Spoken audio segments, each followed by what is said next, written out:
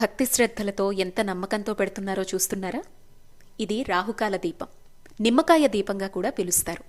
మామూలుగా అయితే జాతకంలో రాహుగ్రహ దోషం ఉండేవారికి పండితులు దీన్ని సూచిస్తూ ఉంటారు, లేదా దుర్గమ్మకు చాలా ప్రీతికరమైందిగా భావించి రాహుకాల సమయంలో వెలిగించడం ద్వారా సంకల్ప సిద్ధి కోసం ఈ దీపాన్ని పెడుతూ ఉంటారు. రాహుకాలం సమయం ప్రతిరోజు ఫిక్స్డ్గా ఉంటుందండి, మిగతా ఘడియల్లా మారదు. ఏ వారానికి ఆ వారం ఫిక్స్డ్గా ఉంటుంది.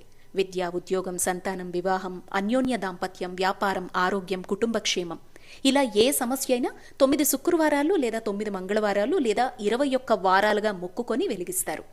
పచ్చని నిమ్మకాయను కోసి అందులో రసాన్ని తీసి దొప్పగా చూసి నూనె పోసి వత్తిని వేసి అందంగా అలంకరించి వెలిగించి అమ్మకు చూపిస్తారు. అయితే ఈ దీపాన్ని ఇంట్లో వెలిగించకూడదు. మద్యం, మాంసం లేని నిత్య దైవారాధన, అభిషేకాదులు చేసేటువంటి గృహంలో మాత్రమే ఇది వెలిగించుకోవచ్చు. ఆడ, మగ ఎవరైనా వెలిగించవచ్చండి.